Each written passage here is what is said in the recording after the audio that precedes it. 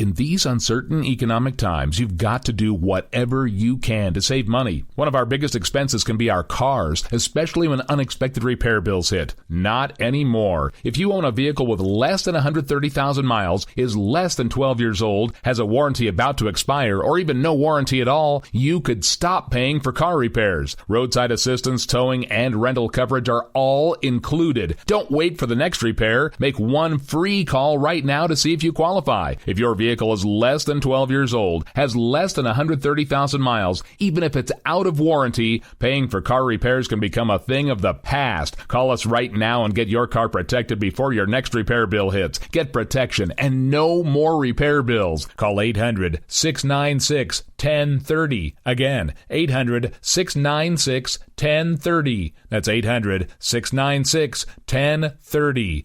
800-696-1030. Joe had huge problems with the IRS. I knew it was coming. I hadn't filed taxes since 1990. All the IRS letters coming in added up to a nightmare. It got up to like $68,000.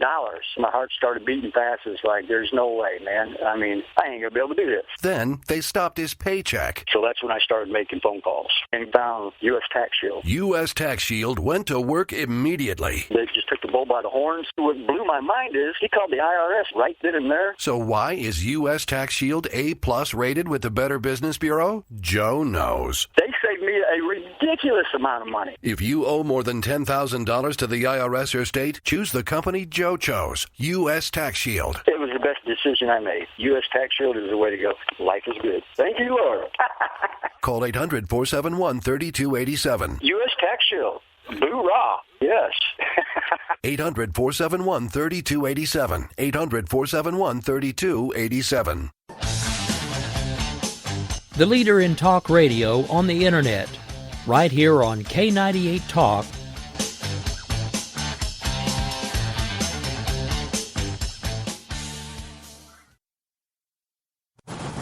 I was just so happy my father had the chance to see his kids before they passed. I just want to say thank you. When her father fell ill, the American Red Cross was able to get Veronica's brother home from the Navy to speak to his father one last time.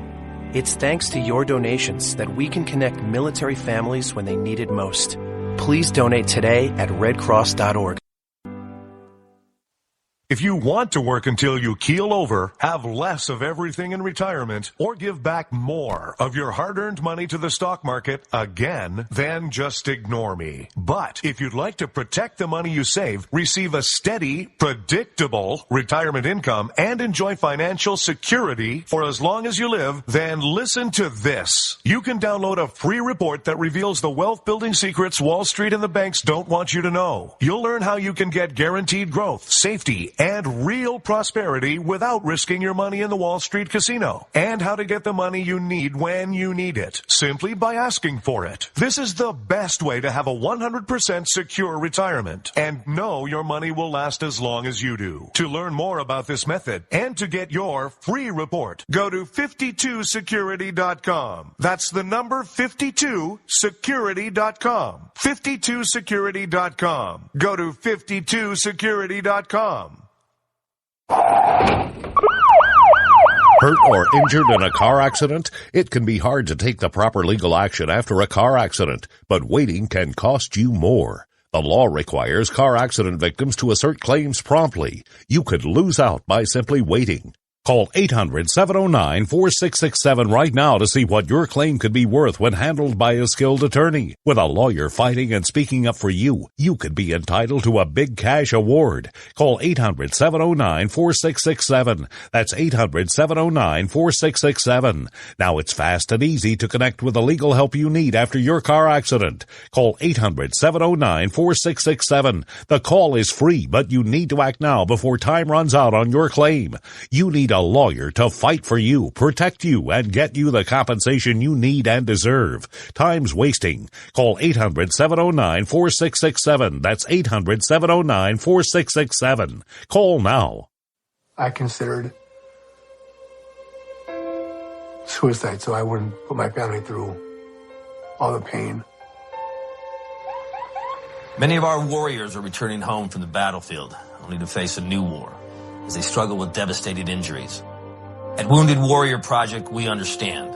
We're there to help. Even though you think you're broken, you're not. It's the physical and the emotional healing that Wounded Warrior Project provides. With a gift of just $19 a month, you can join Wounded Warrior Project. You'll help provide critically needed programs and services that rebuild lives. Beautiful. There you go, buddy. The ongoing needs of our wounded and their families will continue for many years to come. Now is the time to show your support. Call now or go online with your gift of just $19 a month and we'll send you this Wounded Warrior Project blanket. It made me feel that there's people out there that care about us. After this event, we can finally maybe start to heal as a family and move forward. We need your help. The families are hurting. For many of our wounded heroes, the greatest casualty is being forgotten. That's why your gift of just $19 a month is so important. Please, call or go online right now.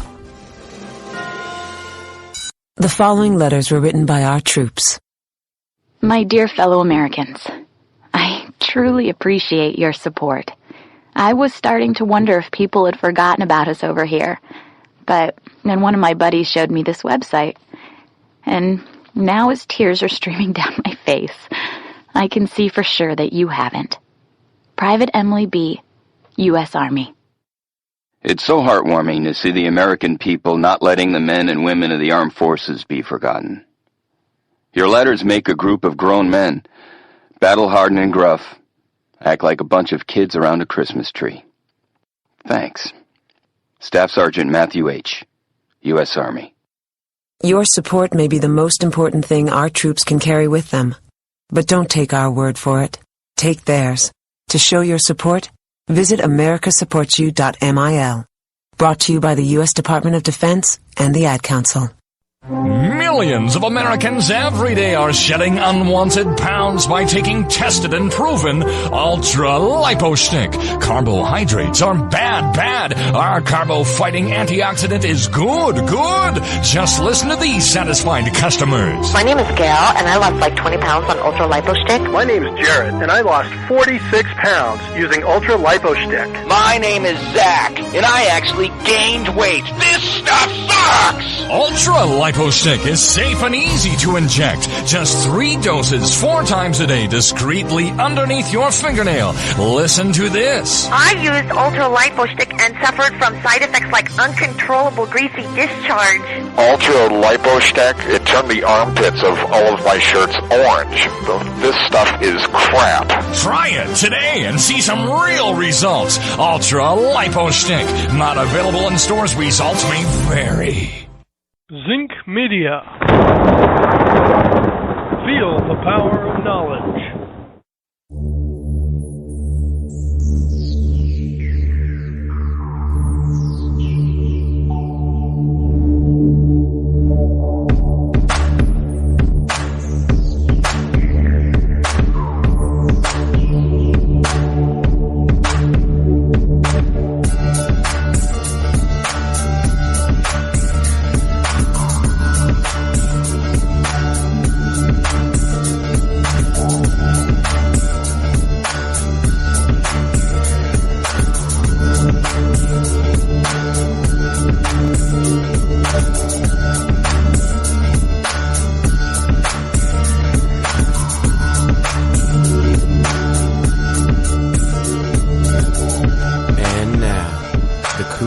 most politically incorrect black man on the planet, Eccles. Well, hello, my fellow Americans. It is I, your lovable host, L. Rod, coming to you live from my bunkerized home studio somewhere within the great granite state of New Hampshire, where the state motto is still live free or die. It is not big government or bust. It is Thursday, July 9th in the year of our Lord 2015, as we get ready to slide on into the weekend. Lots of stuff happening so far today in the news. things going on in Washington, things going on in various state capitals across the country. We try to keep our finger on the pulse of everything. Now, it's not easy because there's always, especially with liberals, because they like to overwhelm people with doing all kinds of things all the time. Don't doubt me on that. They just really want to overwhelm you. With stupid stuff, with serious stuff. They put it all together. It doesn't matter. I know that they've been out there today. Talking about various things like, the Confederate flag issue is still flying around. Ha, ha, ha, pun intended there.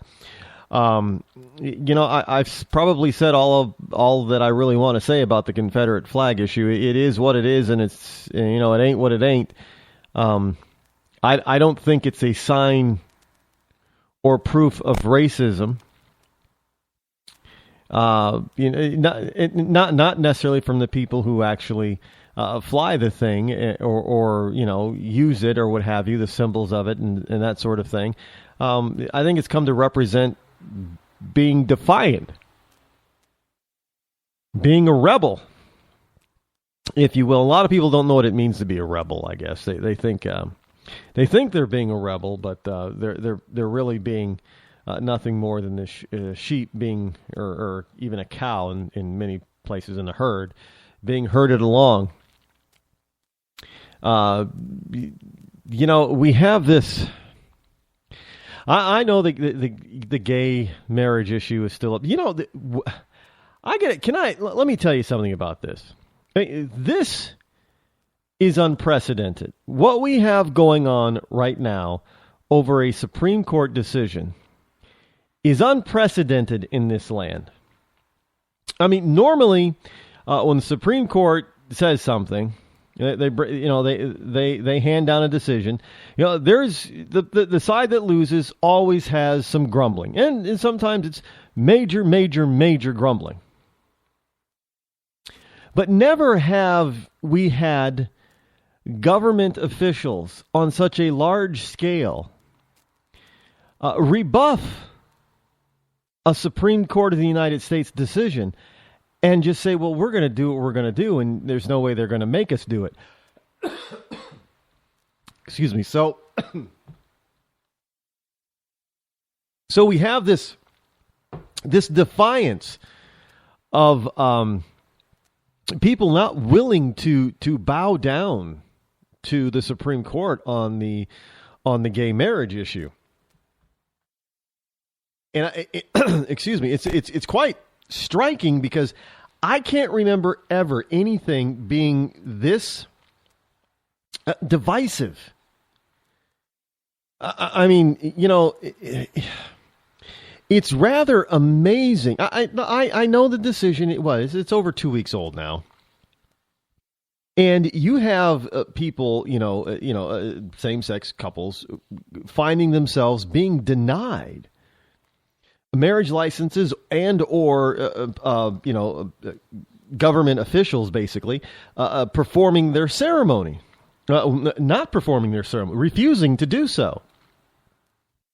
And I think this is now some people say, well, the Supreme Court has spoken and they have to, but I think what these people are trying to let the LGBT community understand is that there's still just because the court says that you can get married doesn't mean that I have to participate or perform it. And this is something that I think the LGBT community totally missed. They thought, well, and I know we have what's going on out in, what is it, Oregon? The baker being fined $135,000, well, not fined, but being sued for and losing $135,000. Now, I think if they appeal this, I think it's going to be overturned because the reasons behind it are just absolutely. I mean, that the judge is really reaching for his decision on this one, and I think it leaves the door open for this to actually eventually get to the Supreme Court. And maybe this is why the judge did this ruling the way he did. Maybe he would like to see it go to the Supreme Court. I don't, because his ruling, his decision on his ruling, is really lame. I mean, it really is. But you have all these people, a government official, and they're refusing based on their religious beliefs and their religious rights. And at the same time, you have all these, you have the gay faction that is saying, well, they know the stipulations of the job, and if they can't do the job, then they shouldn't have it. Well, okay, but that works both ways, and I think the LGBT leadership is catching themselves here. Because they're saying on one hand, well, if you're a town clerk or a municipal judge or something, you have to, if your religious beliefs prevent you from performing your duties as a town clerk or a judge that is in the rotation for performing weddings, civil ceremony weddings, then you can't have that job. Well, now there are people who are saying, hold on, time out. Well, then that means that there are specific jobs in certain businesses or organizations that might be religious that gays can't have then, because their beliefs clash with what the job is going to require them to do. And so now there's this, they're beginning to get themselves caught. So this is not as clear cut as they thought this was going to be. And everybody's, you have everybody on the left that's trying to say, well, these people are homophobic and bigoted. And the thing is that now it's starting to be reversed.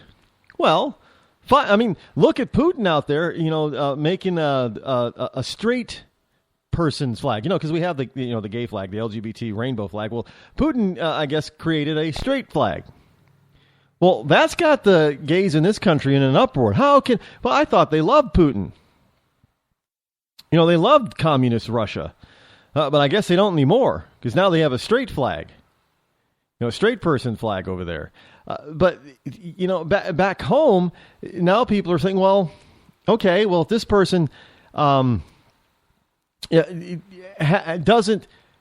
can't have this job because their religious beliefs clash with the law that they have to do with that particular job, then this gay person can't have this particular job because it clashes with the duties of that particular job. So, you can't go to work in a Catholic church and preach about sin or work towards, wiping out certain types of sin or what have you, if you're committing that particular thing on a daily basis.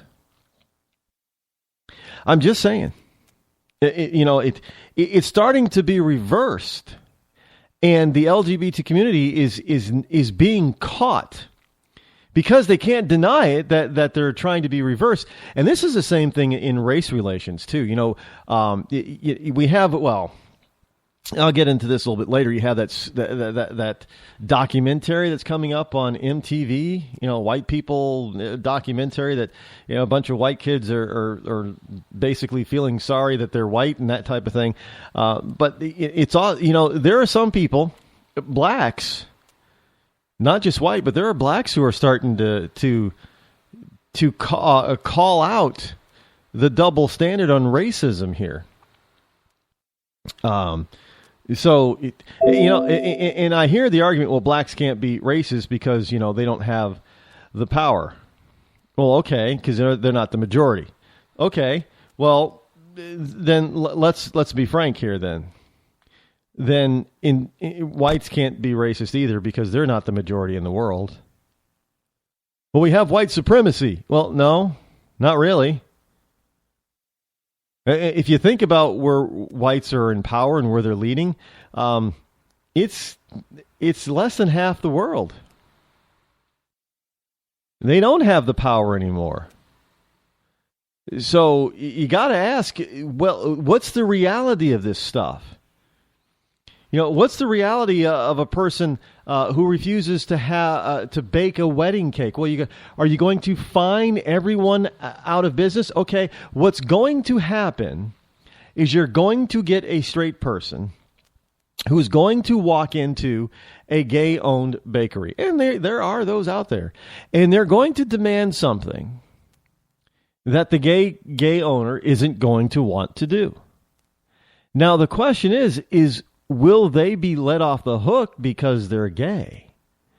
Or now that gay has gone mainstream, because now they've gotten to the Supreme Court decision, well, yeah, you guys have the same rights as everybody else and everything. So now that that's mainstream, they're no longer a protected class. Now they're going to get treated equally. Now, understand, if you have somebody, a judge or a clerk who, they can, for legitimate religious personal reasons, it could even be a straight couple that they can look. There have been clerks of the work or town clerks, what have you, that have refused service to mixed race couples. Some of them have been fired. Some of them, somebody else in the office has handled that type of thing, but welcome. Gays, because now you're part of the mainstream club where we're all subjected to the same types of, bigotry, if you want to call it that. And you don't get a pass because you fly the rainbow colors. That's not what the court decision was all about. It wasn't about that you were now no longer going to be discriminated against in any way, shape, form, or fashion. It just says they just said you have the same. The Supreme Court basically said you just have the same right to marriage as a straight person does. So if a straight person can still be denied, so can you. So can the gay. Plain and simple. And if a straight person, a straight Christian, if they refuse your service, and you say that they can't, well, then you can't refuse service to anyone either. Now, let's face it, at least when the Christian baker says no because my faith says no, they have something that they're standing on. It's called the freedom of religion.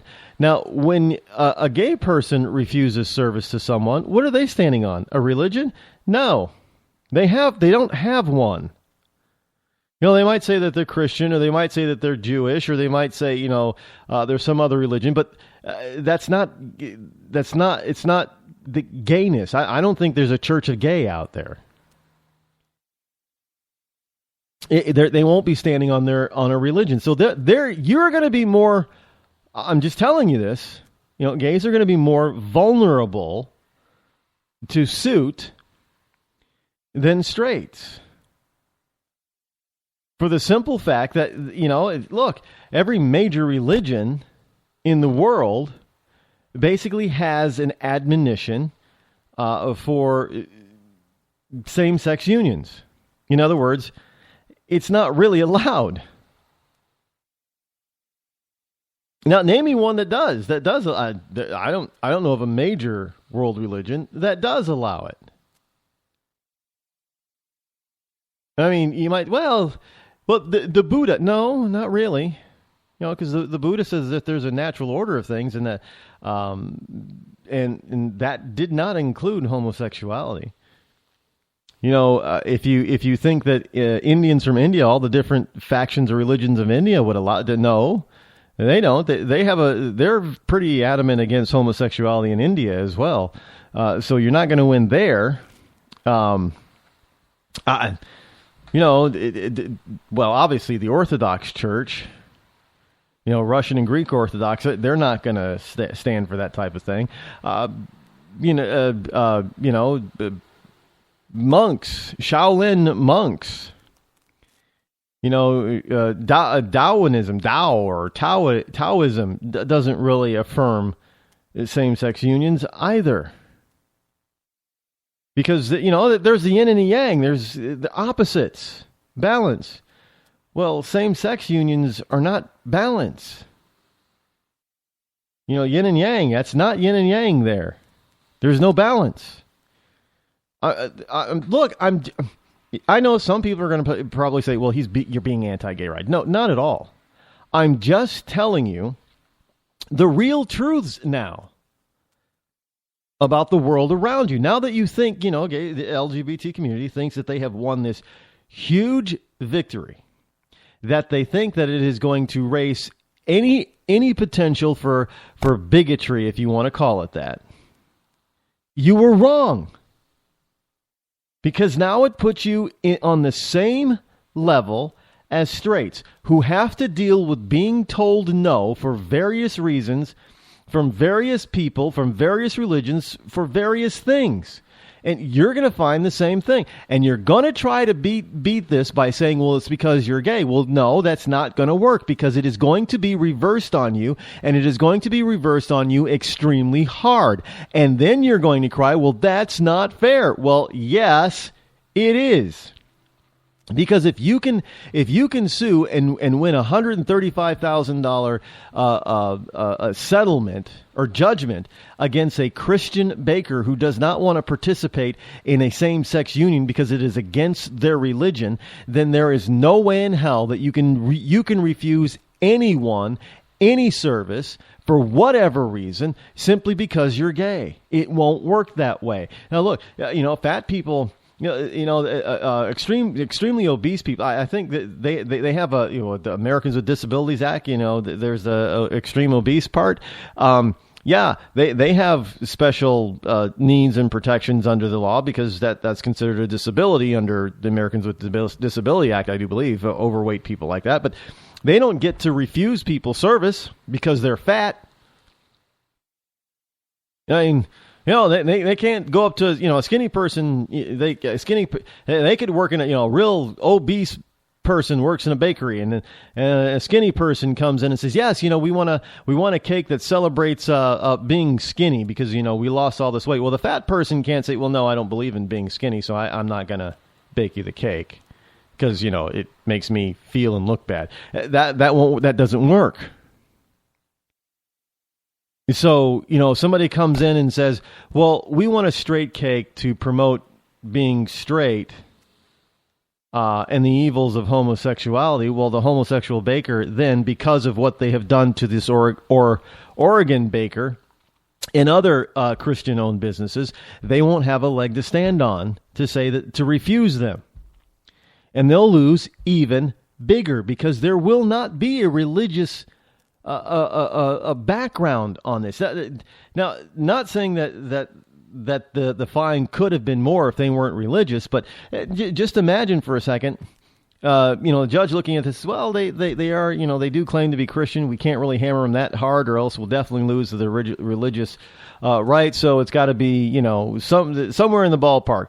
But if you don't have any religious background whatsoever backing you up on your refusal of service for someone for whatever reason, you've already lost battle one, and you're going to go down hard.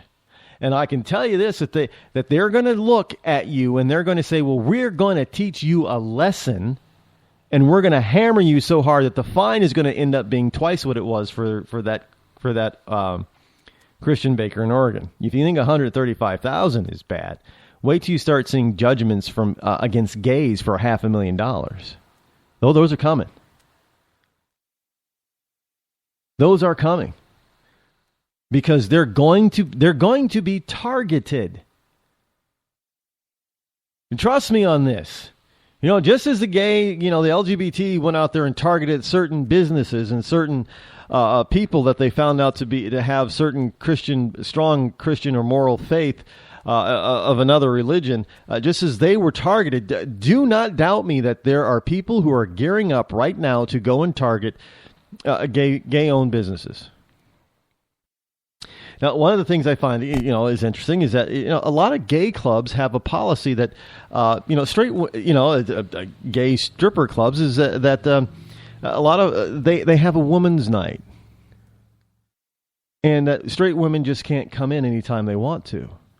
Well, that's going to change because some straight woman is going to want to have a bachelor party or a bachelorette party at a gay stripper club because obviously, guys, look, you'd be surprised how many men in these stripper clubs are gay for pay. they're not really gay. They're actually straight. But the money, from what I understand, is in the gay club. So they go and they strip for dirty old men, just like women, go strip for dirty old straight men, and gay, the male stripper goes to strip for dirty old gay men. So they're both stripping for dirty old men. But it's uncomfortable for most women to go into a straight strip club where there are female strippers, but they're not welcome in a gay strip club. And maybe because of the reason is maybe the club owners know that half, if not most, of their male strippers are actually straight, and they would probably pay more attention to the women. But hey, yeah, so it's going to come down where some of them are going to get sued and fined for being discriminatory, and the LGBT community is going to stand up and say, well, no, that's not fair. Well, yeah, it is, because of what you have done and the precedents that you have set. So you got to be very careful when you are setting precedents on something. And then look, you just because, let me just put it succinctly, just because you hold a certain job, it doesn't matter what it is, does not mean that you have to leave your true religious faith or beliefs at home. Not at all. You still have a right to stand up for what you believe in.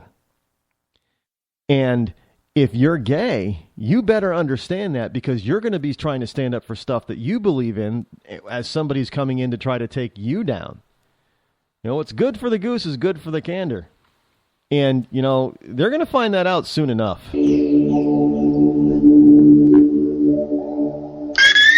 Hi, I'm George Foreman. Do you have an idea for a new product or invention? People ask me all the time, George, how do I get my idea in front of companies? How do I get a patent? What do I do next? I'll tell you like I'll tell them all. Call my friends at InventHelp. Call InventHelp today for free information. InventHelp can submit your invention to companies who are interested in receiving new ideas. Call InventHelp today. To get your free inventor's information, call 1-800-352-1609. That's 1-800-352-1609.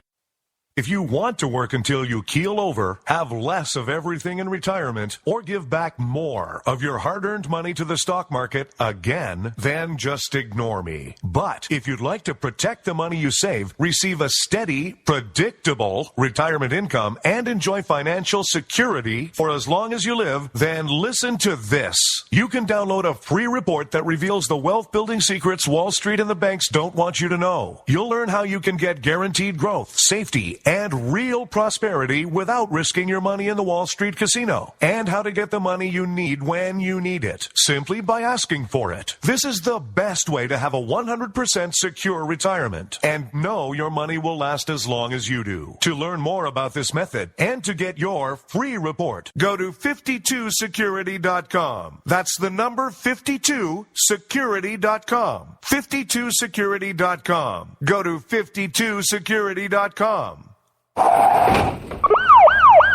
Hurt or injured in a car accident? It can be hard to take the proper legal action after a car accident, but waiting can cost you more. The law requires car accident victims to assert claims promptly. You could lose out by simply waiting. Call 800-709-4667 right now to see what your claim could be worth when handled by a skilled attorney. With a lawyer fighting and speaking up for you, you could be entitled to a big cash award. Call 800-709-4667. That's 800-709-4667.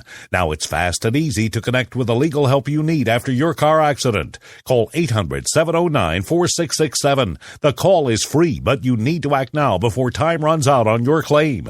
You need a lawyer to fight for you, protect you, and get you the compensation you need and deserve. Time's wasting. Call 800-709-4667. That's 800-709-4667. Call now.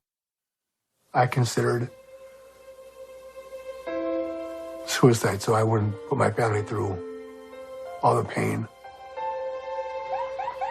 Many of our warriors are returning home from the battlefield, only to face a new war as they struggle with devastating injuries.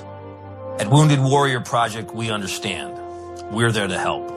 Even though you think you're broken, you're not.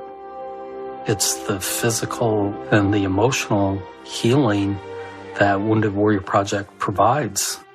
With a gift of just $19 a month, you can join Wounded Warrior Project. You'll help provide critically needed programs and services that rebuild lives. Beautiful. Woo! There you go, buddy. The ongoing needs of our wounded and their families will continue for many years to come. Now is the time to show your support. Call now or go online with your gift of just $19 a month and we'll send you this Wounded Warrior Project blanket. It made me feel that there's people out there that care about us. After this event, we can finally maybe start to heal as a family and move forward. We need your help. The families are hurting. For many of our wounded heroes, the greatest casualty is being forgotten. That's why your gift of just $19 a month is so important. Please, call or go online right now. You shouldn't have to pay to talk to the people closest to you, or the people who used to be. That's why Umbrella Wireless is proud to announce the new Friends, Family, and Recent Ex-Girlfriend plan. Now you'll get unlimited calls to your best buddy, your mom, or Cindy, once she realizes that you're seriously meant for each other and should stop screening your calls. Now the 30 minutes of agonizing silence where you're both afraid to hang up may drain your battery, but it won't drain your wallet. And you'll get unlimited calls just to check if she still cares enough to pick up, with no extra charges. With the Friends, Family, and Recent Ex-Girlfriend plan, your phone will automatically answer calls from your ex, because maybe she finally realizes that you're the only one for her and wants to get coffee sometime. Now, after lonely nights of looking at pictures of the road trip you took together when everything was great, your misspelled texts are absolutely free. The only thing you have to pay for is the booze. The Friends, Family, and Recent Ex-Girlfriend plan, because she wants you back. She just doesn't know it yet.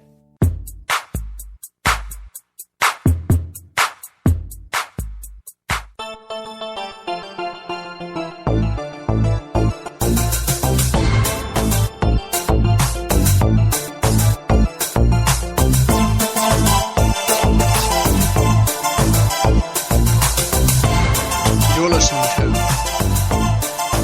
The Rod Eccles Show.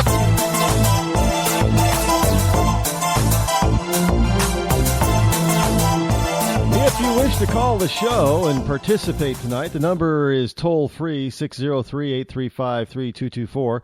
That's 603-835-3224. That is toll-free. Hey, before I continue, I just wanted people to know that if you're a Michael Jackson fan, you know, the singer, entertainer Michael Jackson, not any other Michael Jackson. And there's a lot of people named Michael Jackson out there, but I'm talking about the late great entertainer Michael Jackson. If you're a fan of his, then you've been probably trying to keep up with his three children. Now, first of all, let me say something about his three kids. I'm suspect on those because none of them look like him. And yeah, I know people will say, well, that's because he's had so much plastic surgery, right? That's beside the point. If you just go back and look at Michael before his plastic surgery days, that's what's in his genes. That's in his DNA. His three kids don't look like him. In fact, the two older ones in my book for being mixed race, because Michael Jackson is African American. He's more African American than I am. I do believe. I have a lot of Native American mixed in here in this body of mine. But he is more African American than I am. But his kids are the older two especially are extremely light. That doesn't usually happen.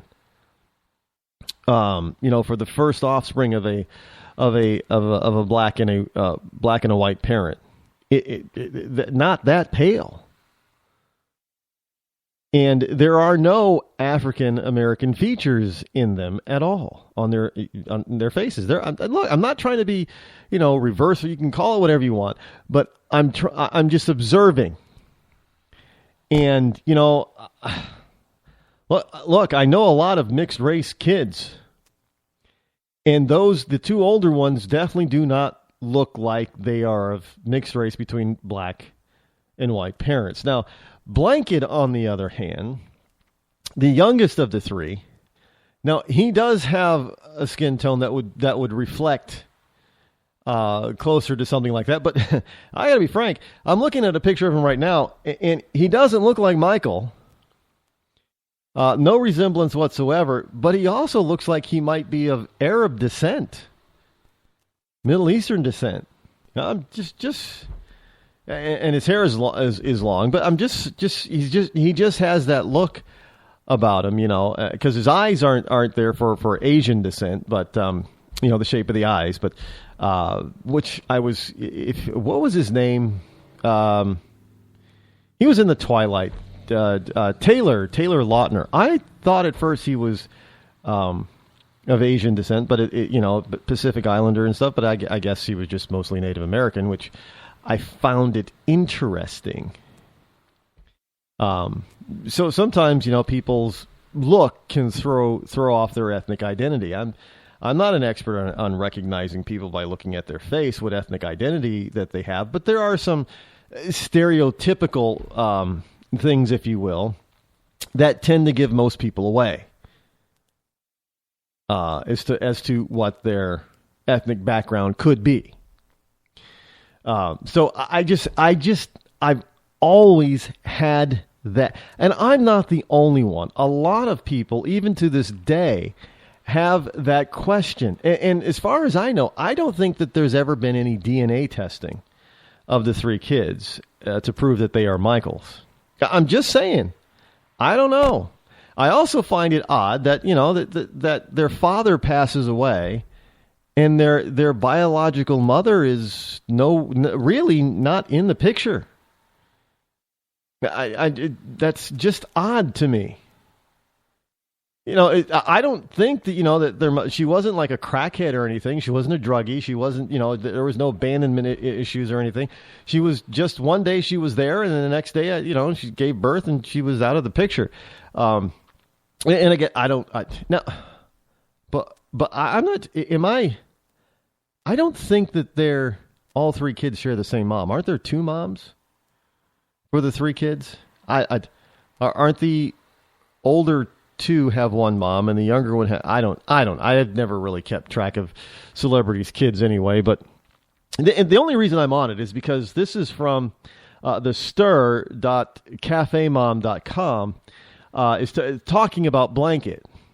Formerly, the child formerly known as Blanket. Now, I always thought Blanket was his nickname. But this story basically is saying that Blanket was his name.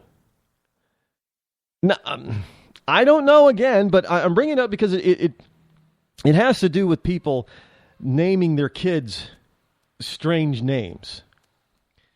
And if his birth certificate really does say Blanket, I would not be surprised. But I thought it was his nickname. But he's now 13. How long has Michael Jackson been gone now? I don't know. Time just flies. But now the kid is 13 and he's a middle schooler. But he's changed his own name because he's endured years of teasing from his peers, from fellow students his age, about being called Blanket. And he's 13 years old in middle school, and in his middle school yearbook, he's identified as BG or Biggie, B-I-G-I, instead of Blanket. Now, I'm not sure exactly how you pronounce it, but it said that BG or Biggie is a German name that means idealistic, sensitive, and inspirational.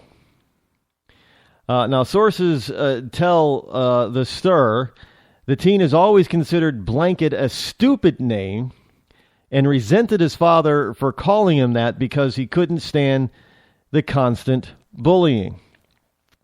And so now he's changed. I don't know how he's going to reduce the bullying by going to the name Biggie or BG. Either he's 13, so I don't think he's really all that big. And if you're going to go by his older siblings who are not that big, I would tend to think that he's probably not going to be, 6'5" or something, 300 pounds. He's not going to be a lineman on an NFL team.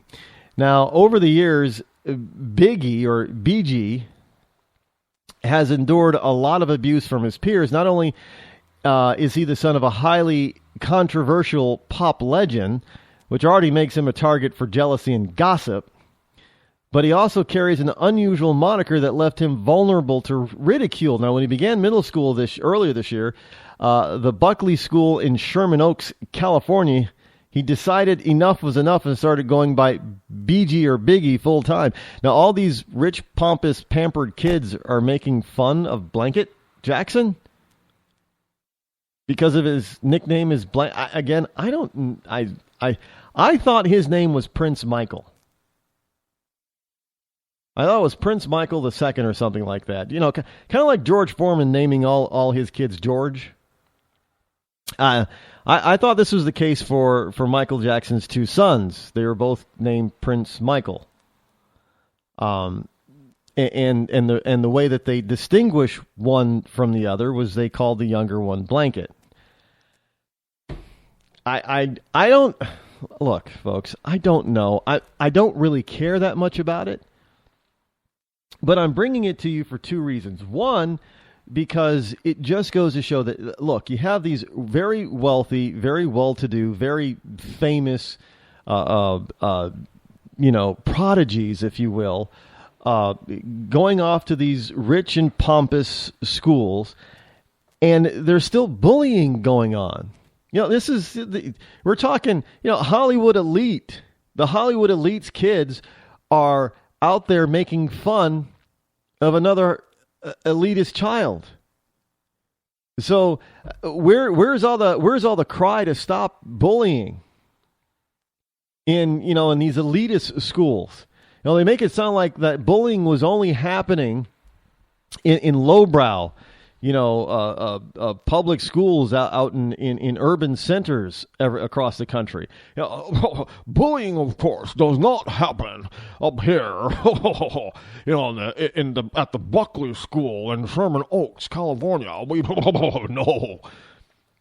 Well, evidently it does, and it happens so much that Blanket Jackson decided to change his name to Biggie or BG. I got to find out how he pronounces it. I don't know. So, if you know German and you know how to pronounce B-I-G-I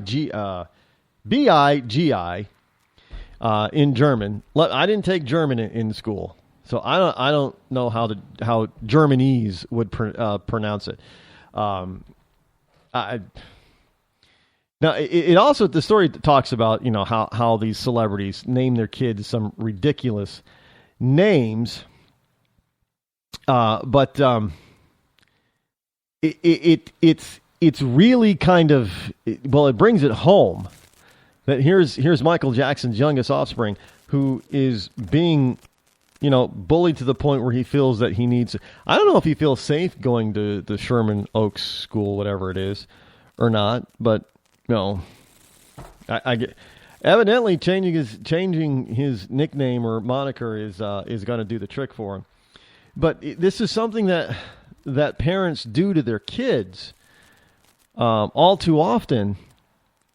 I mean, you got Frank Zappa's kids are Moon Unit and Dweezil, right? I mean, Dweezil? The hell is that? But he seemed to be okay with it. I don't know where you get Dweezil from, but he seemed to be okay with it. But I bring that story up because of parents doing things to their children. But here's the real story I wanted to bring you. DailyTribune.com has a story. Judge compares Bloomfield Hills children to Charles Manson. That is the title. DailyTribune.com. That's the title of this piece. An Oakland County Circuit Judge, that would be Oakland, California, circuit judge who sent 3 children to a juvenile detention facility for refusing to speak to their father, and compared those kids to cult leader Charles Manson. And here's why.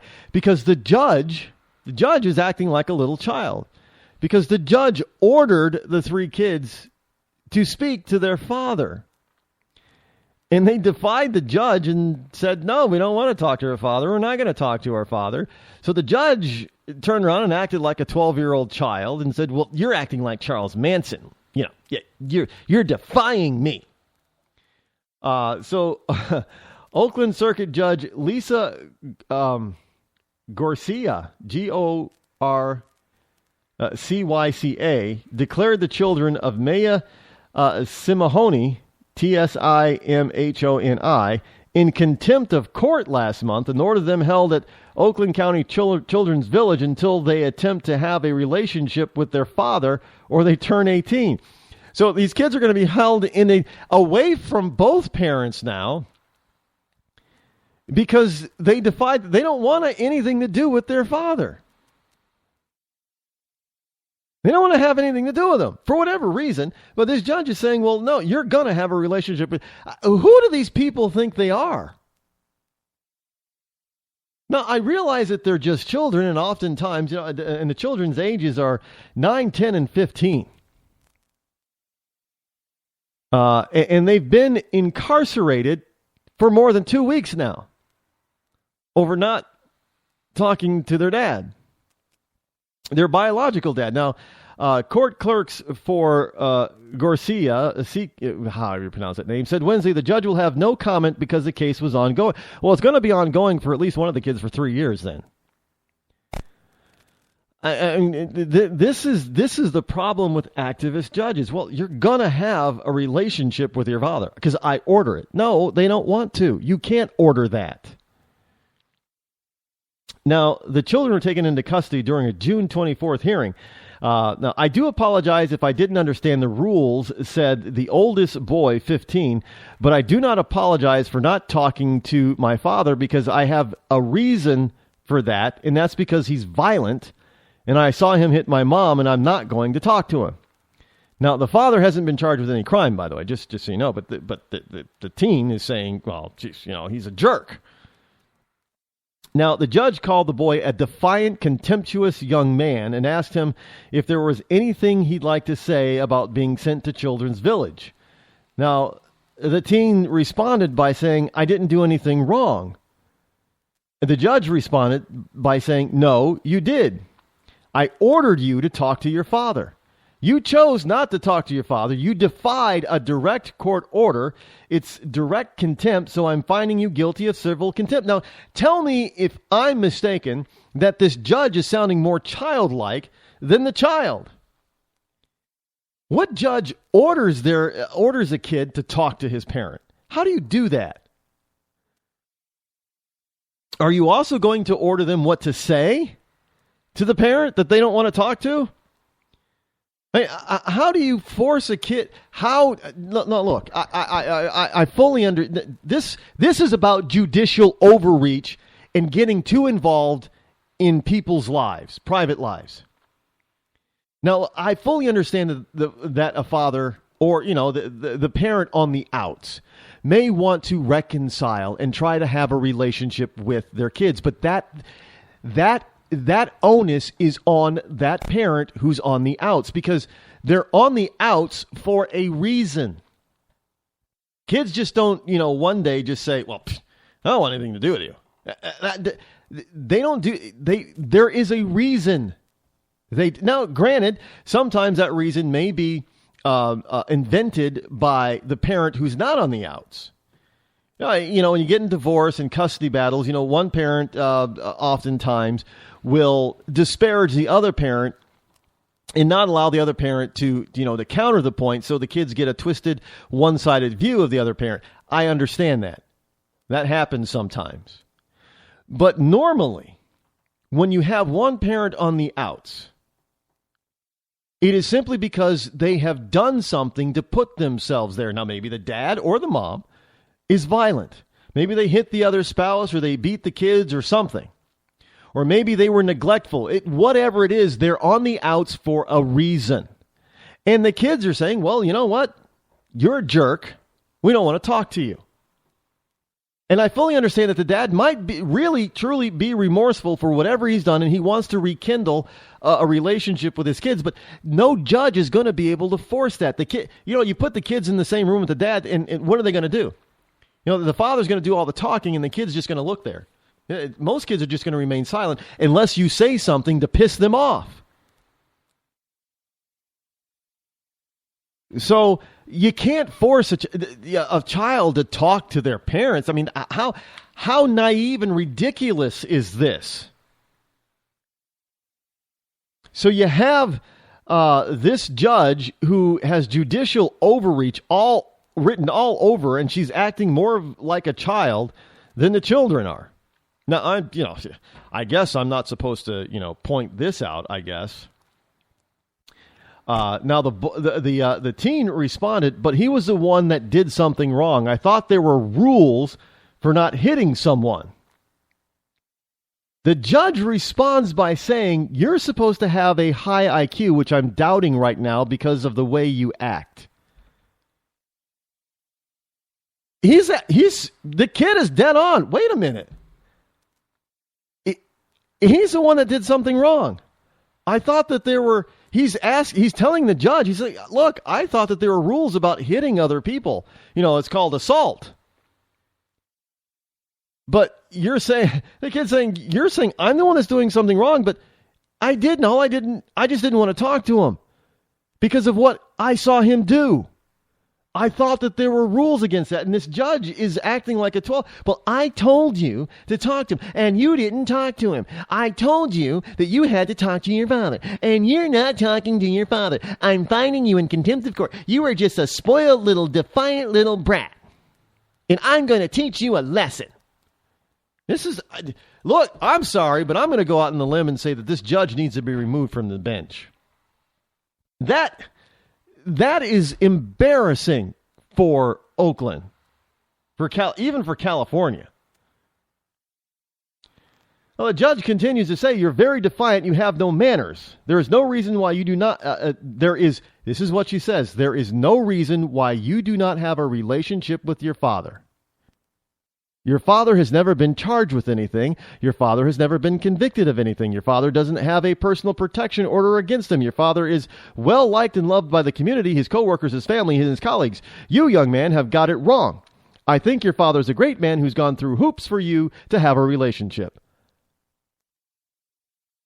Whoa. How many times have we heard about somebody who was so upstanding in the community, only to have the overwhelming evidence then point out that they're a murderer or a rapist or a child pedophile or something really horrendous. And everybody says, well, he was so well liked. He was so well mannered. He was so well respected in the community. Happens all the time. And yet this childlike judge is telling this kid that he didn't see what he saw. I don't know. You know what? I'm thinking, look, this is something that the court has no business getting involved in, this part.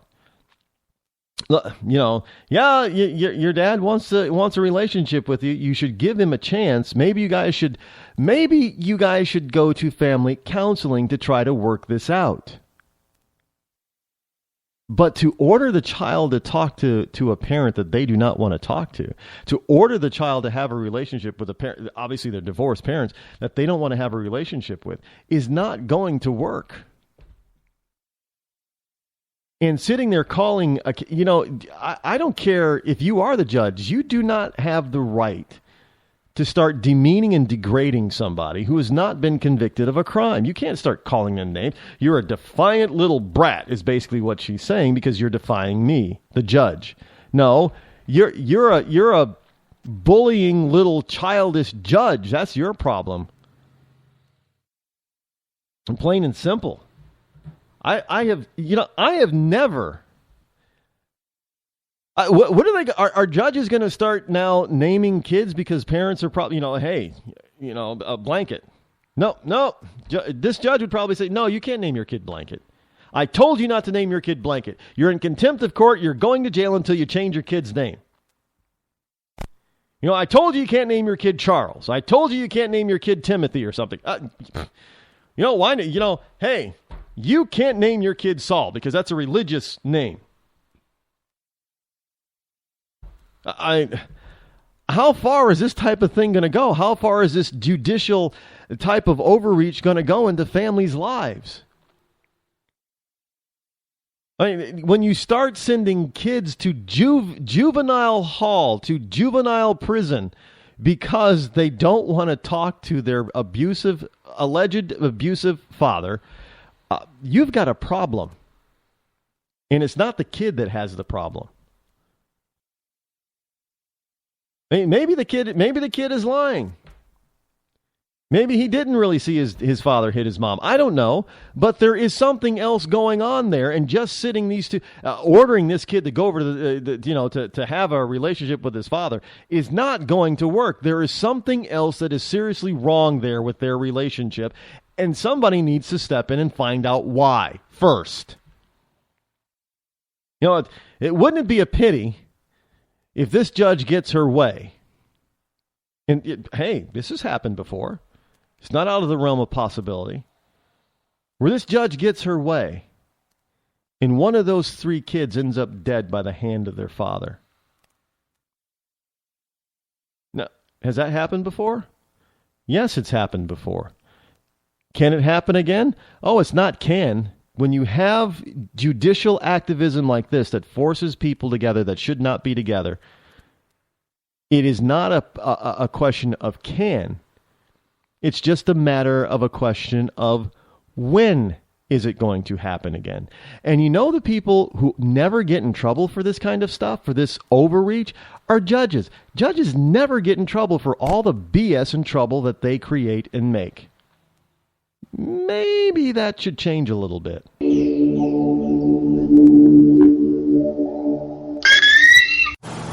I'm just so happy my father had a chance to see his kids before he passed.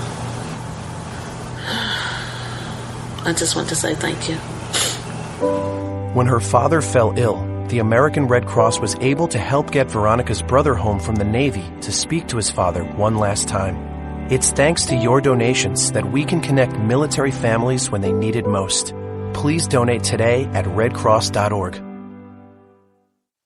If you want to work until you keel over, have less of everything in retirement, or give back more of your hard-earned money to the stock market again, then just ignore me. But if you'd like to protect the money you save, receive a steady, predictable retirement income, and enjoy financial security for as long as you live, then listen to this. You can download a free report that reveals the wealth-building secrets Wall Street and the banks don't want you to know. You'll learn how you can get guaranteed growth, safety, and real prosperity without risking your money in the Wall Street casino, and how to get the money you need when you need it, simply by asking for it. This is the best way to have a 100% secure retirement and know your money will last as long as you do. To learn more about this method and to get your free report, go to 52security.com. That's the number 52security.com. 52security.com. Go to 52security.com.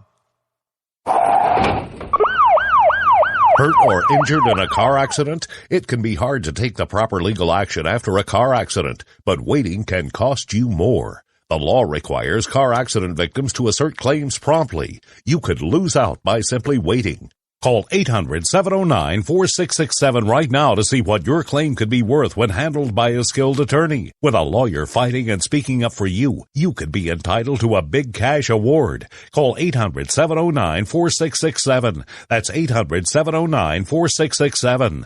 Now it's fast and easy to connect with the legal help you need after your car accident. Call 800-709-4667. The call is free, but you need to act now before time runs out on your claim. You need a lawyer to fight for you, protect you, and get you the compensation you need and deserve. Time's wasting. Call 800-709-4667. That's 800-709-4667. Call now. I considered suicide so I wouldn't put my family through all the pain. Many of our warriors are returning home from the battlefield, only to face a new war. as they struggle with devastating injuries. At Wounded Warrior Project, we understand. We're there to help. Even though you think you're broken, you're not. It's the physical and the emotional healing that Wounded Warrior Project provides. With a gift of just $19 a month, you can join Wounded Warrior Project. You'll help provide critically needed programs and services that rebuild lives. Beautiful. Woo! There you go, buddy. The ongoing needs of our wounded and their families will continue for many years to come. Now is the time to show your support. Call now or go online with your gift of just $19 a month and we'll send you this Wounded Warrior Project blanket. It made me feel that there's people out there that care about us. After this event, we can finally maybe start to heal as a family and move forward. We need your help. The families are hurting. For many of our wounded heroes, the greatest casualty is being forgotten. That's why your gift of just $19 a month is so important.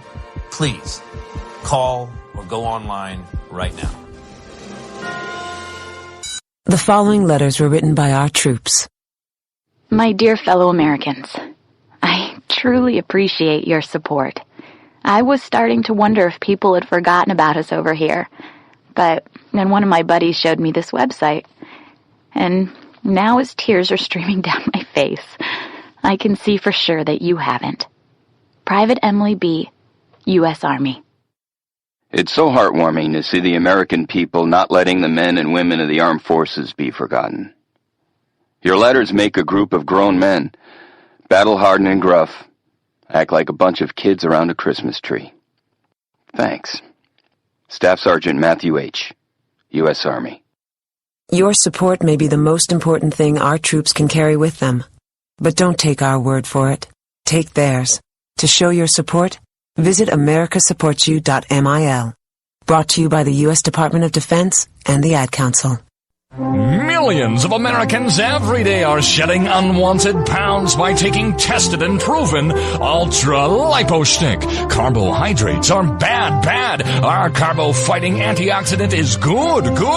Just listen to these satisfied customers. My name is Gail, and I lost like 20 pounds on Ultra Lipo Stick. My name is Jared, and I lost 46 pounds using Ultra Lipo Stick. My name is Zach, and I actually gained weight. This stuff sucks! Ultra Lipo Stick is safe and easy to inject. Just 3 doses 4 times a day discreetly underneath your fingernail. Listen to this. I used Ultra Lipo Stick and suffered from side effects like uncontrollable greasy discharge. Ultra Lipo Stick, it turned the armpits of all of my shirts orange. This stuff is crap. Try it today and see some real results. Ultra Lipo Stick. Not available in stores. Results may vary. Zinc Media. Feel the power of knowledge.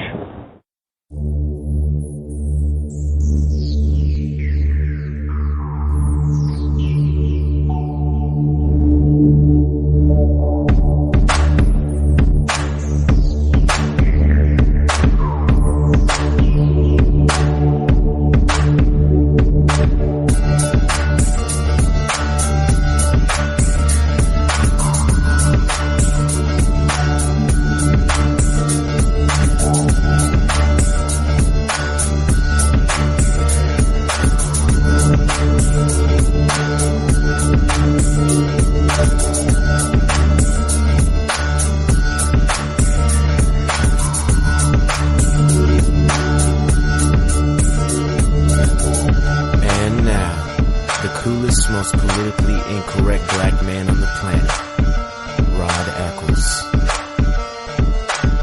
You know, the judge didn't even stop there. Of course, you know, she talked to the other 2 kids, the 9 and the 10-year-old. But what she did later is that Garcia or Gorsica, Gorcyca,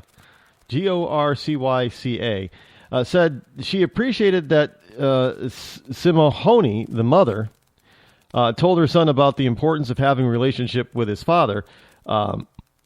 It probably was too late for that, the judge said.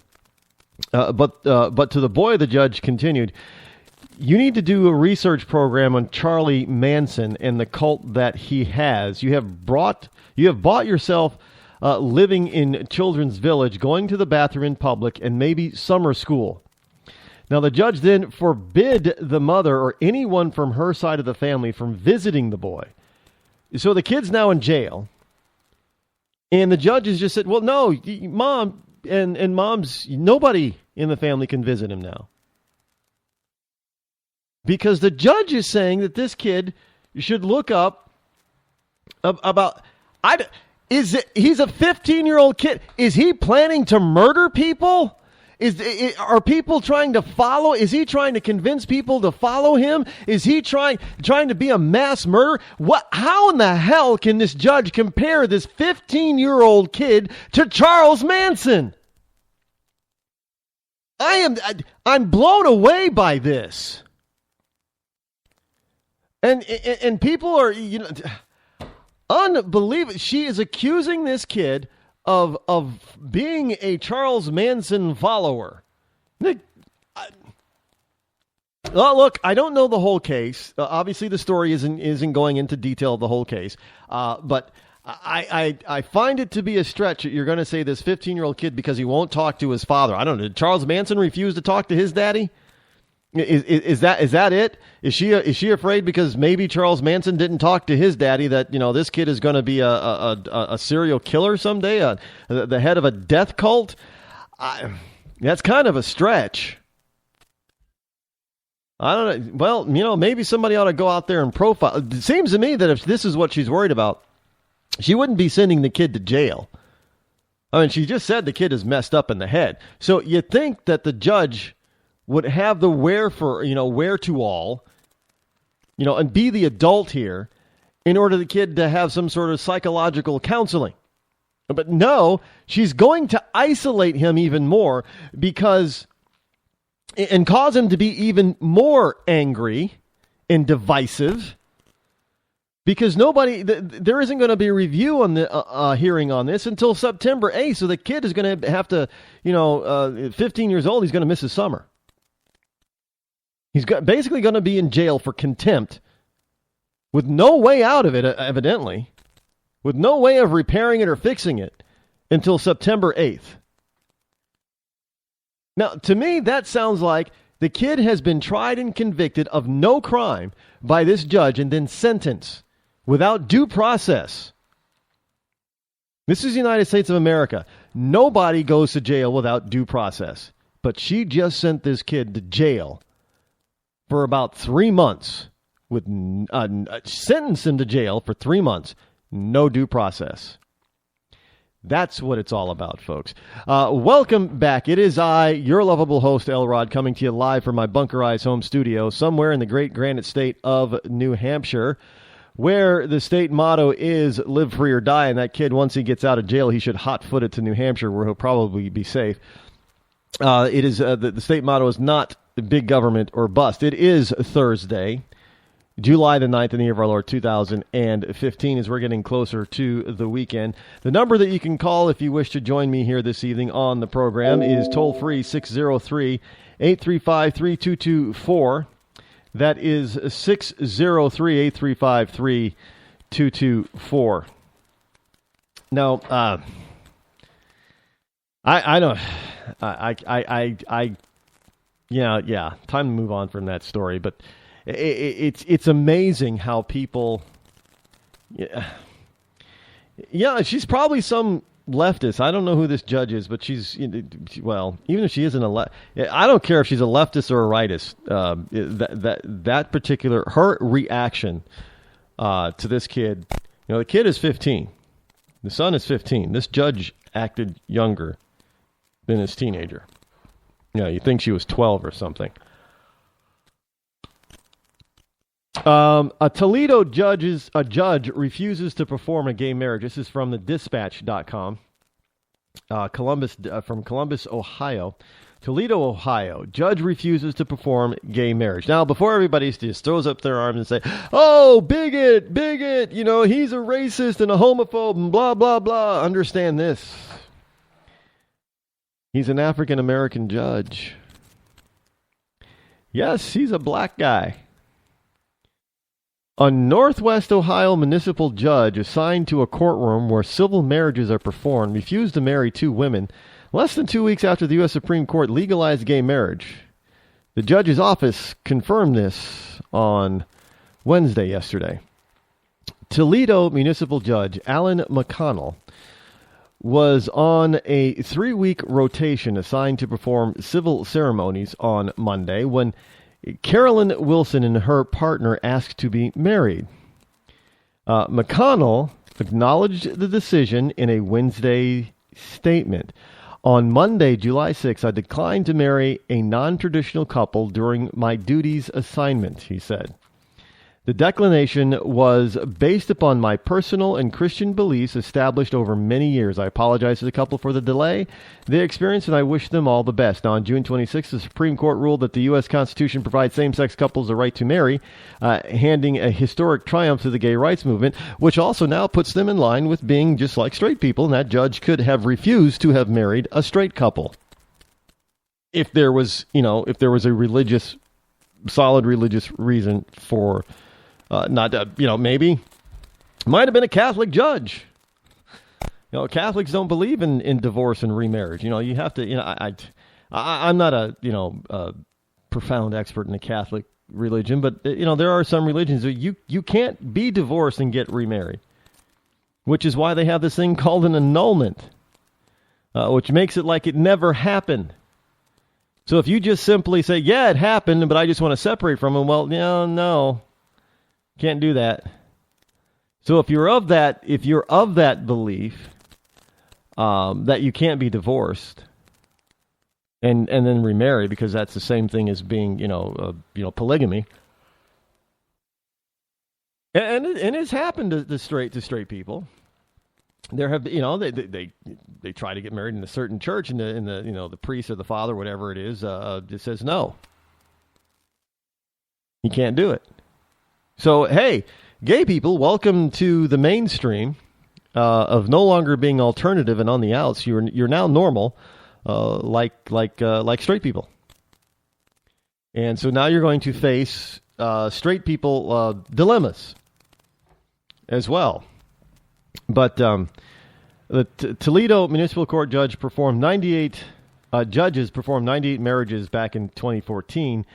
And 49 marriages so far this year. Now, Deputy Court Administrator Michael Zank said the request by the woman on Monday was the first time the court was asked to perform a same-sex marriage. Now, after McConnell refused, Judge William Connolly Jr. performed the ceremony for the women. Now, it is the policy of the court to accommodate wedding requests, and we will continue to do that for both opposite and same-sex marriages, Zank said. Now, McConnell said he will continue to perform traditional marriages and is seeking an advisory opinion from the Supreme Court of the state of Ohio about whether he can opt out of the rotation that would have him perform civil marriages. Yeah, why not? If you're gonna, you can't force a person to do something that is against their truly held belief. And I know some people say, well, there are some people that said the separation of colors, Rod, is religious or biblical. No, there's no biblical reference for racism. There's no biblical reference for slavery. There's no biblical reference for somebody being owned, a human being owning another human being. Now, just because they did it and it was acknowledged that it was being done in the Bible does not mean that the Bible granted it. It didn't. So that is a moot point. But it does pretty much say in no uncertain terms, talks about man laying with man, which means, there are some, there are actually a lot of people out there who believe that homosexuality, seeing how it was written into the Bible, was not meant for women, that it was only meant for men, that a man shall not lay with a man as he does a woman. But it never says that a woman shall not lay with a woman as she does a man, so that leaves lesbianism is okay. Now, that might be a stretch, but if you take it literally, they may have a point on that. Look, I'm being honest. I'm just conceding that point. So in which case, then, maybe the judge was wrong in not marrying a lesbian couple, but, I can just see it now. If the judge married a lesbian couple and then refused to marry a gay male couple, that would probably not go. Well, lesbians would probably like it because a lot of lesbians don't like men anyway. So I guess it really doesn't matter. But there you go. So, but this is just on the heel. This is just one of those things that has been happening since the decision came down a couple of weeks ago about same-sex marriage and how people in various levels of government and non-government are defying this court order. I don't think we've ever seen this before. Excuse me. Now, I know that there are people that get upset with certain rulings that come down from the court. And it always happens. Always happens that somebody's going to be upset about it because somebody's going to win and somebody's going to lose when in a court ruling. There's always going to be people that are disappointed, that are upset. But I don't ever recall a decision being so resoundingly rejected by the losing side as to the point where they defy the order on such a large scale nationwide. These are not isolated events. This is happening all over the country. So you got it. I'm just sitting back asking, what is going on with this and why? I mean, did this really go too far? Is this the judiciary really stretching the bounds beyond what the American people will willingly allow? It's such a decision that you have so many people talking about term limits for judges. I mean, there's always been a certain faction of people in the public and in the political process that think that all judges should, have a term, and they shouldn't be allowed to exceed that term, including the Supreme Court of the United States. But there have been people, and it's usually, a minority of people within a particular type of group. But this time, there are people from both sides of the political aisle that were kind of saying, maybe we need to rethink this. Maybe judges should be only appointed for certain periods of time. And maybe judges should be forced to retire after a certain age, even at the Supreme Court of the United States level. This is unprecedented. I don't know where it's really going to lead to at this particular point because it's just so crazy and mixed up, and the dust still has not fully settled. But it's new territory that is being seriously discussed in various halls and rooms of government at various levels of government throughout these United States. And when it starts to do that, it can build a momentum that eventually changes. This is how we've always gotten, constitutional amendments. It started with, the people really at a local level really starting a conversation and seriously talking about it, and that mushroomed until it became a movement, and then that movement was put forth to the state, to the Congress and to the people and to the states, and it was found to be needed, if you will, for the change. So this might be we might be witnessing the beginning of a new constitutional amendment fight. At this particular point, I'm pretty much saying it's a bad idea. But I fully understand those who would be behind I understand where they're coming from. I understand their argument. They make a good argument. For a term limit or a term position. They make a very good argument already. But there is an equally good or slightly better argument against such a thing, but it is going to be hard to continue to fight for that side should we continue to have these activist judges that are appointed for life at different levels of government. That's the problem. That is what has people on edge right now.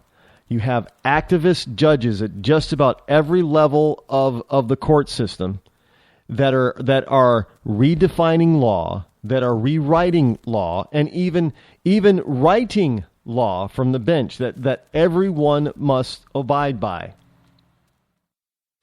So this is something that only if they wish to prevent a constitutional amendment that changes how judges operate and hold their tenure, then they have to police themselves and stop being activists and from the bench.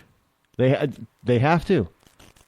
They can't. The American people obviously are not going to stand for continuation of activism from the bench.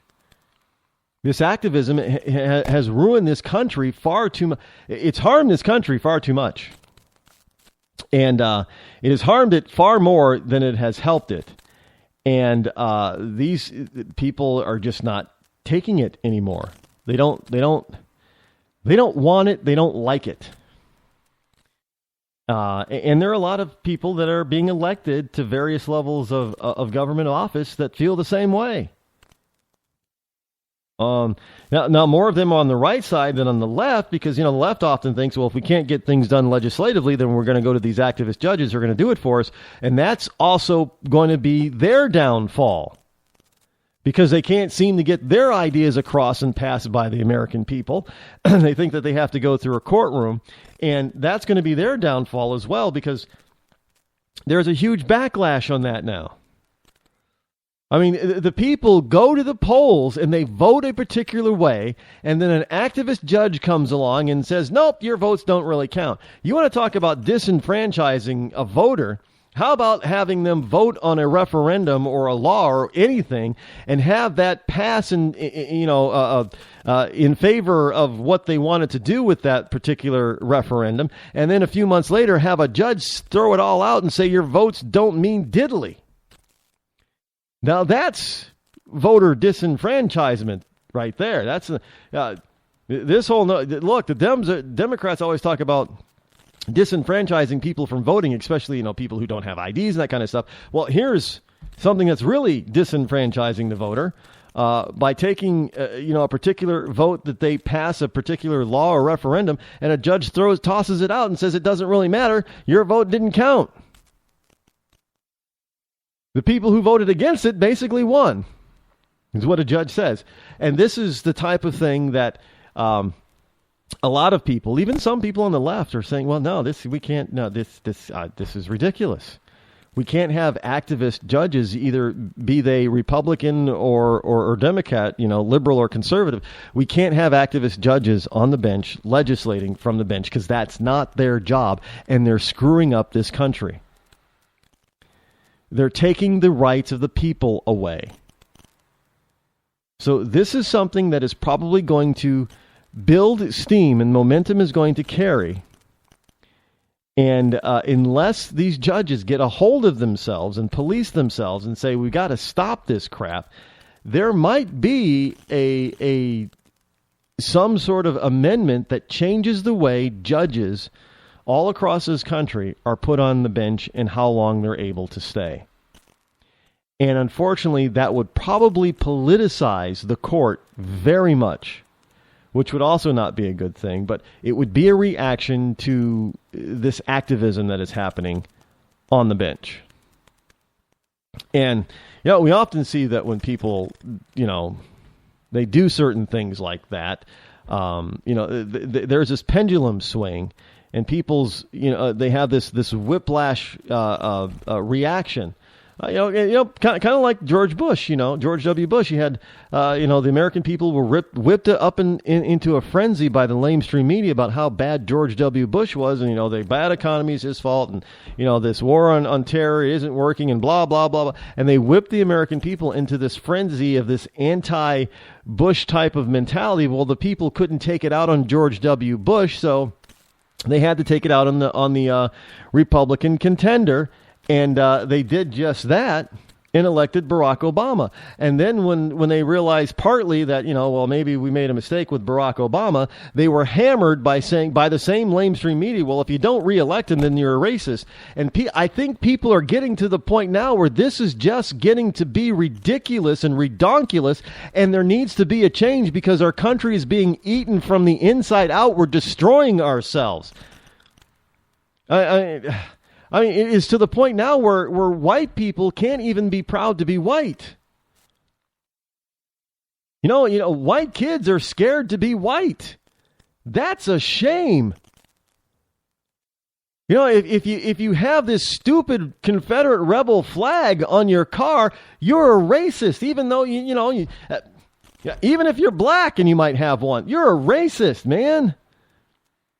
I mean, you got activist judges that are ordering kids to talk to a parent they don't want to talk to and then calling the kid some sort of asshole if they don't. And the kid, may have a good reason for it, but if he doesn't, he's going to be punished by not being able to see anybody on either side of the family. And then you have, the judges that are going to say, well, it doesn't matter what your Christian belief, your truly held Christian belief is. You didn't bake them a cake, so you're going to have to pay them, $135,000 for a bunch of trumped up reasons. How do you get high blood pressure from somebody not wanting to bake you a cake? This kind of stuff really ticks people off. And when you tick people off bad enough, then that's when change starts to come. And that's not all. The change that comes, honestly, is not always good. Hi, I'm George Foreman. Do you have an idea for a new product or invention? People ask me all the time, George, how do I get my idea in front of companies? How do I get a patent? What do I do next? I'll tell you like I'll tell them all. Call my friends at InventHelp. Call InventHelp today for free information. InventHelp can submit your invention to companies who are interested in receiving new ideas. Call InventHelp today. To get your free inventor's information, call 1-800-352-1609. That's 1-800-352-1609. If you want to work until you keel over, have less of everything in retirement, or give back more of your hard-earned money to the stock market again, then just ignore me. But if you'd like to protect the money you save, receive a steady, predictable retirement income, and enjoy financial security for as long as you live, then listen to this. You can download a free report that reveals the wealth-building secrets Wall Street and the banks don't want you to know. You'll learn how you can get guaranteed growth, safety, and real prosperity without risking your money in the Wall Street casino, and how to get the money you need when you need it, simply by asking for it. This is the best way to have a 100% secure retirement and know your money will last as long as you do. To learn more about this method and to get your free report, go to 52security.com. That's the number 52security.com. 52security.com. Go to 52security.com. Hurt or injured in a car accident? It can be hard to take the proper legal action after a car accident, but waiting can cost you more. The law requires car accident victims to assert claims promptly. You could lose out by simply waiting. Call 800-709-4667 right now to see what your claim could be worth when handled by a skilled attorney. With a lawyer fighting and speaking up for you, you could be entitled to a big cash award. Call 800-709-4667. That's 800-709-4667. Now it's fast and easy to connect with the legal help you need after your car accident. Call 800-709-4667. The call is free, but you need to act now before time runs out on your claim. You need a lawyer to fight for you, protect you, and get you the compensation you need and deserve. Time's wasting. Call 800-709-4667. That's 800-709-4667. Call now. I considered suicide so I wouldn't put my family through all the pain. Many of our warriors are returning home from the battlefield, only to face a new war as they struggle with devastating injuries. At Wounded Warrior Project, we understand. We're there to help. Even though you think you're broken, you're not. It's the physical and the emotional healing that Wounded Warrior Project provides. With a gift of just $19 a month, you can join Wounded Warrior Project.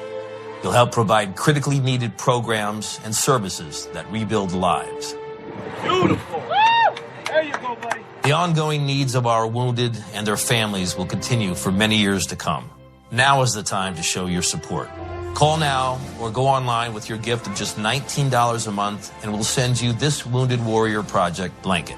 It made me feel that there's people out there that care about us. After this event, we can finally maybe start to heal as a family and move forward. We need your help. The families are hurting. For many of our wounded heroes, the greatest casualty is being forgotten. That's why your gift of just $19 a month is so important. Please, call or go online right now. You shouldn't have to pay to talk to the people closest to you, or the people who used to be. That's why Umbrella Wireless is proud to announce the new Friends, Family, and Recent Ex-Girlfriend plan. Now you'll get unlimited calls to your best buddy, your mom, or Cindy, once she realizes that you're seriously meant for each other and should stop screening your calls. Now the 30 minutes of agonizing silence where you're both afraid to hang up may drain your battery, but it won't drain your wallet. And you'll get unlimited calls just to check if she still cares enough to pick up, with no extra charges. With the Friends, Family, and Recent Ex-Girlfriend plan, your phone will automatically answer calls from your ex, because maybe she finally realizes that you're the only one for her and wants to get coffee sometime. Now, after lonely nights of looking at pictures of the road trip you took together when everything was great, your misspelled texts are absolutely free. The only thing you have to pay for is the booze. The Friends, Family, and Recent Ex-Girlfriend plan, because she wants you back. She just doesn't know it yet.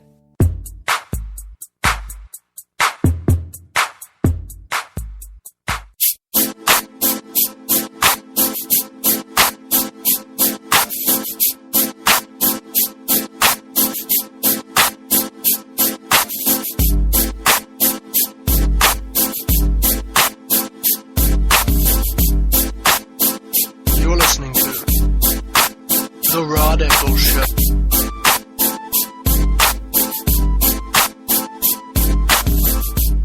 You know, this next story, I gotta tell you, I don't, you know, there are days, there are times when I'm doing research for the program, I have to shake my head, and I sometimes think, you know, maybe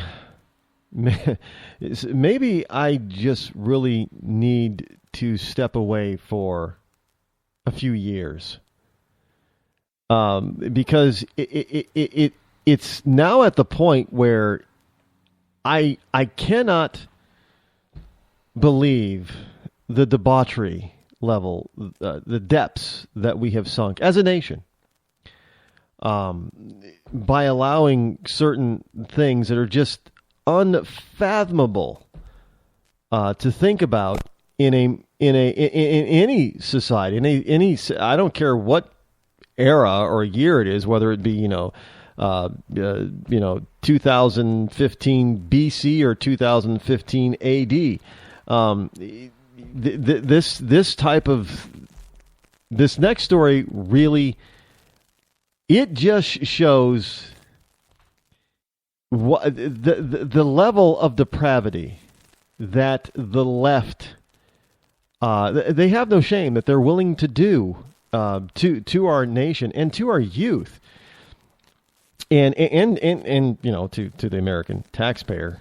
Make no doubt about it. You know, they think they're roping the rich people on this, but this is from Oregon, and this is off of Hot Air. It's for 15-year-olds. Now keep that in mind. 15 Now, remember, there was just in previous story, there's a 15-year-old boy that didn't want to talk to his father, but, he was being a childish, didn't know what he was doing, he doesn't know enough to not want a relationship with his father, so he's being ordered to have a relationship with his father. But in Oregon, 15-year-olds are adult enough now they still can't smoke, until they're 18 and drink a beer until they're 21. There are some people out there that are trying to push, like Hawaii did, and force, the legal tobacco use age to the age of 21. I just can't fathom that. I really can't. In this day and age, I cannot fathom that. You got to be 21 in order to smoke a cigarette. I mean, are you kidding me? But you cannot have a drink legally. You cannot smoke legally at the age of 15. But at the age of 15, in Oregon, what they want is you can get a government-funded sex change operation without parental permission. Yes. This stuff makes my head spin. So let me see if I understand this.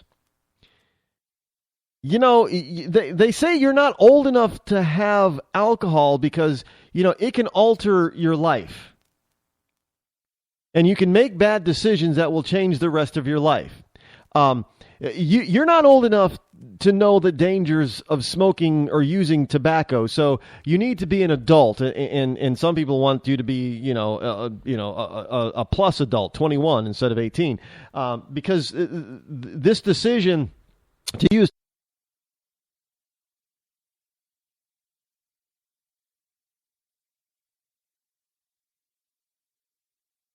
that there is no doubt. There's no could affect you the rest of your life. It will affect you the rest of your life. Here's the story. The list of things 15-year-olds are not legally allowed to do in Oregon is long. They're not legally 15 now. 15. You can't drive. You can't smoke. You can't donate blood. You can't get a tattoo. And you can't even join or use a tanning bed. You can go out and get yourself burned in the sun, but you can't do it in a tanning bed. But under a first in the nation policy quietly enacted in last January, that many parents are only now finding out about. See, this is the kind of, they shoved this. There was no talk about this. They just shoved this through, and now some parents are saying, "What? When did they pass this?" Oh, back in January. OMG. They're now finding out about 15-year-olds are now allowed to get sex change operations. Now, I think just about everybody who did not know about the law being put into effect were stunned to learn that they can do it without parental notification and that the state will even pay for it through its Medicaid program, the Oregon Health Plan, which is pretty much, part of Obamacare. It is trespassing on the hearts and minds, the bodies of our children, said Lori Porter of Parents' Rights and Education. They're our children, and for a decision, a life-altering decision like that to be done unbeknownst to a parent or guardian is, how do you secretly do this without a parent finding out? I mean, yeah, what? The kid is going to go to Medicaid and start, planning for this thing, and then they're gonna set a date, and they're gonna go, and the first that the parent's going to know it is when the hospital says you can, your child is in the recovery room, you may want to come see him. In the recovery room for what? What's wrong with Johnny? Oh, I'm sorry, but your son is no longer Johnny because your son is now your daughter, Janetta. Can you imagine the horror and shock? And every good parent, even every even every drug addict parent would be screaming at the top of their lungs, shouting that they were going to sue. Sue. But hey, no. There is no need for parental acknowledgement. because it's the law. In a statement, Oregon Health Authority spokeswoman Susan, and this is going to be good. This is good. Susan Wickstrom, Wickstrom, explained it this way. Age of medical consent varies by state. The Oregon law, which applies to both Medicaid and non-Medicaid Oregonians, states that the age of medical consent is 15. But they still can't drive. They still can't smoke. They still can't drink. They can't even donate blood to their own, their own operation. They can't even get a tattoo. Well, isn't it? I guess a tattoo is not really a medical procedure, huh?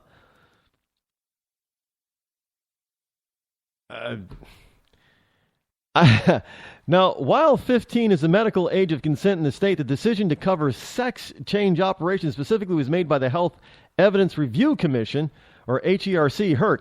Members are appointed by the governor and paid by the state of Oregon. With no public debate, HERC changed its policy to include cross-sex hormone therapy, puberty suppressing drugs, and gender reassignment surgery as covered treatments for people with gender dysphoria, formerly known as gender identity disorder.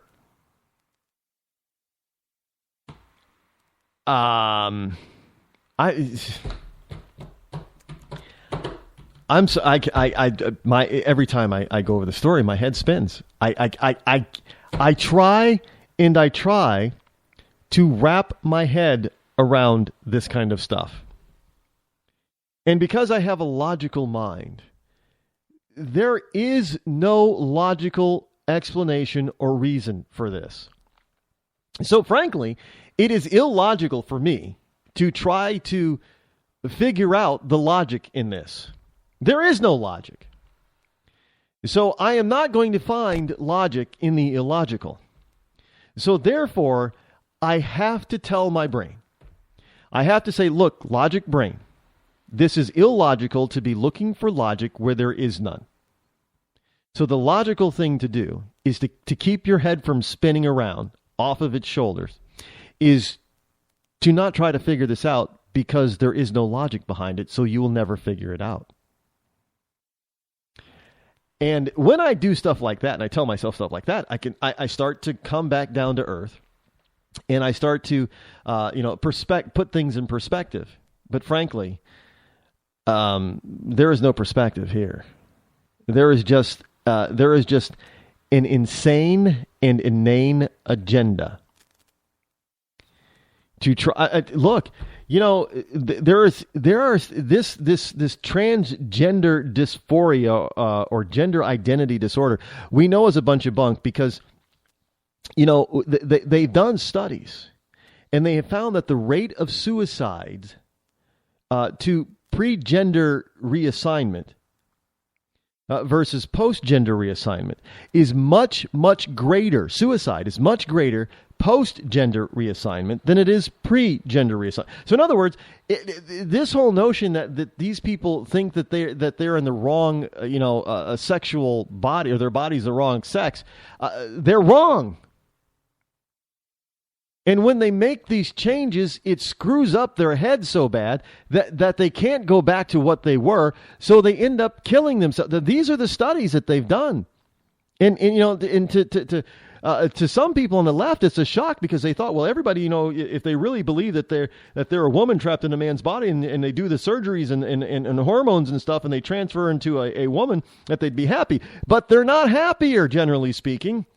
And they commit suicide at a much higher rate than those people who think that they're a woman trapped in a man's body but don't do anything about it.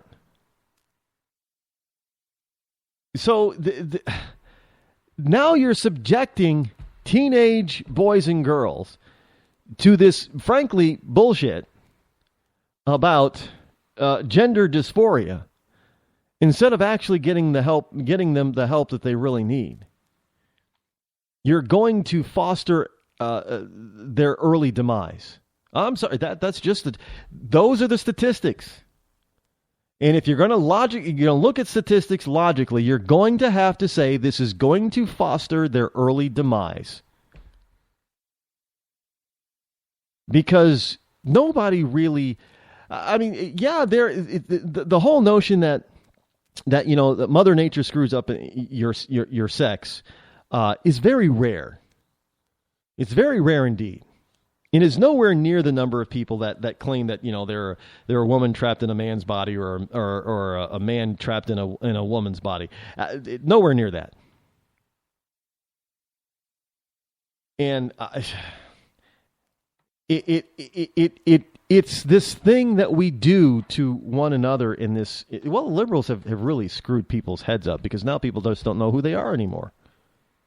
You're not allowed to be a man. What does it mean to be a man? Well, you're not allowed to be a man because if you're a man, you're a sexist, according to a liberal. So it screws people up. I mean, you can look. I don't know how many times I've gotten it wrong about some men. I mean, they're very effeminate, but they're very straight. But they're very effeminate, and I'm thinking, well, how the hell are they so effeminate and straight, man? He's got to like boys. But no, they like girls. And the funny thing is that a lot of girls like them that way. Now, I would think that a woman would want a man. But then again, a lot of these girls today don't know what a real man is. So when they see one or think that they see one, that's why that's why you have so many of these Hollywood stars who are just buff, men. They act like men on the screen. That's why women are so attracted to them. Even people like Tom Cruise, which I don't honestly think I don't know. Women think that he's hot and sexy, I guess, but I don't particularly see it. But on the screen, he acts like a man. That's what women are really attracted to. They're not really attracted. Do you see any big Hollywood stars that are men that are effeminate? I don't see any.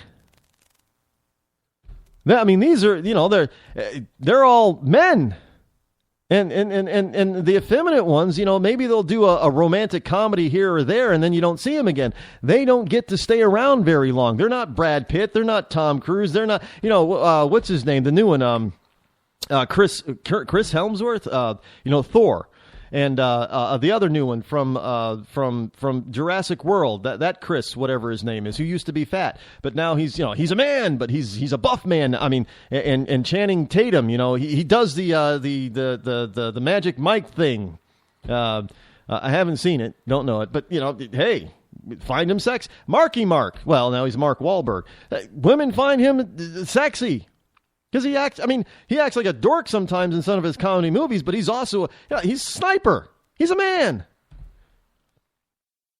These are the types of Hollywood leading men that women want to keep around on their TV and movie screens for years and years and years. How long has Brad Pitt been around?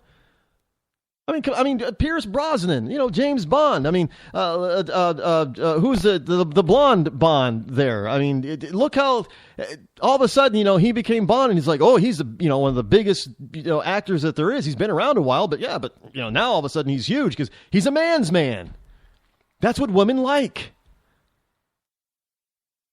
So I don't understand this whole notion of and you were talking the Hollywood left. The Hollywood left is foistering this, this role and this ideal of what a man, Vin Diesel. I don't necessarily think Vin Diesel is all that good looking for a guy, but women think he's, a hunk. They love him because he's a man's man.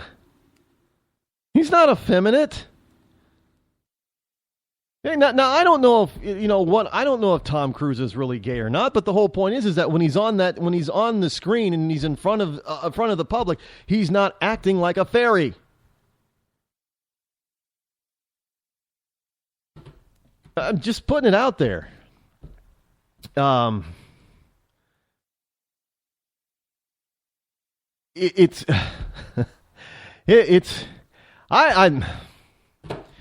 You make up your own. I'm not here to tell you what you should think and what you should believe. I'm just bringing you this stuff, and you make up your own mind.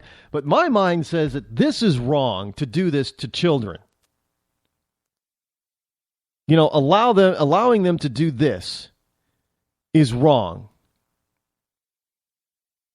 And that if we even look at today's society that is so screwed up and is so, we're so pro-gay, that the people that men and women look up to still know their roles, their gender roles. You know, guys like women.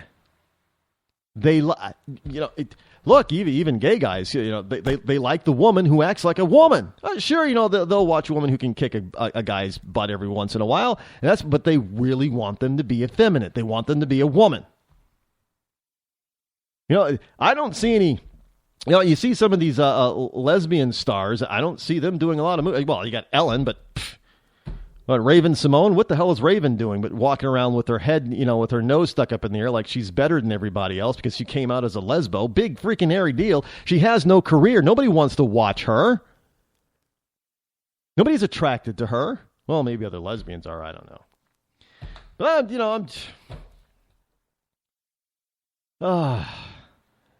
but look, we, even in this screwed up this culture that has screwed up people, we still have the basics and the basis for the roles of gender.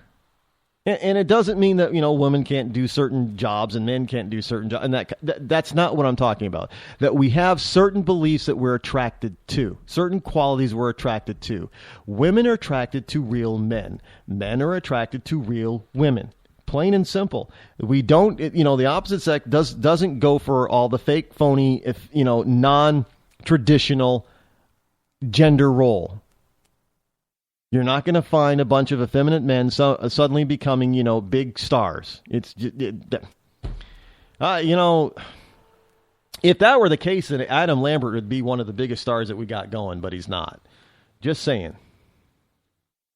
I don't know. Is he effeminate? I haven't seen him really since Idol. Also with going along with the Oregon Medicaid thing, which is part of Obamacare. Look, folks, I told you this. This is from the Politico. The Senate downplays Obamacare repeal.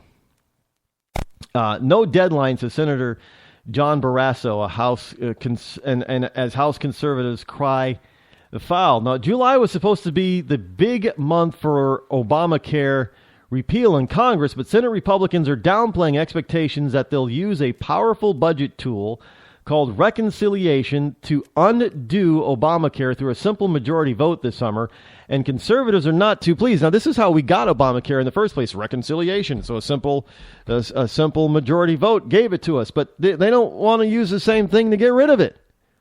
I mean, what? I told you that they were not really for abandoning and getting rid of Obamacare. Listen to them talk about it. We need to repeal and replace. No, we don't need to replace. That's all I hear from them. We need to repeal and replace. We just can't, take it away. Yeah, we can just take it away. We shouldn't have it in the first place. That's the whole point. Now, Republicans pledged earlier this year that they would use the budget's reconciliation tool to knock out parts of Obamacare.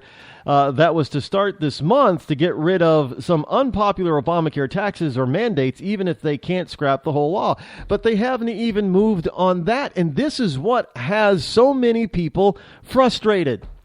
But I told you not to be frustrated because I told you this was going to happen because I told you the Republican Rhino leadership wants Obamacare. They just wanted their version of it. And they're still trying to figure out a way to get their version of it. And they're trying to hold on to it until they hopefully get a Republican president in there in 2016. So then they can introduce their version of Obamacare. So then we can get rid of Obamacare and replace it with Republican care. Folks, don't doubt me. I told you this is how it was going to go down. I told you this was, and now here it is. I said they're not going to move to really, because they could have already done it if they wanted to. And all they're doing is doing flabberjabbing. Jab to jab, just telling you what you want to hear. But they weren't going to do anything. Now, supposedly, there are persistent divisions among Republicans, along with the re-election concerns of some GOP senators in liberal or swing states, are again slowing things down. Look, even liberals don't particularly like to have. They looked at the polls. Even liberals, for the most part, do not like Obamacare. I mean, this thing is one of the most unpopular things that this country has ever seen. I don't know. I only think that, prohibition was probably the only thing that was more unpopular than Obamacare. I'm not being funny or facetious here. I'm being serious as a heart attack. I think the only thing that has been more unpopular in this country, as far as a national thing is concerned, was prohibition. I don't think, there is nothing else out there. But look, you got, hell, I don't know. How many other states can do what Oregon just did? By the way, that's my question.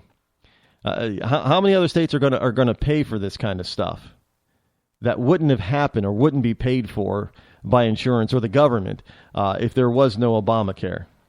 I mean, you got to ask yourself that kind of stuff, because this is reality, folks. This is reality, and I don't like it any more than you do. Trust me, I don't. Well, that sound means that we are out of time for tonight. We'll be back here tomorrow, same bat time, same bat channel. Thank you for joining in and showing up and listening. I'm Rod Eccles. This has been The Rod Eccles Show. I'm out.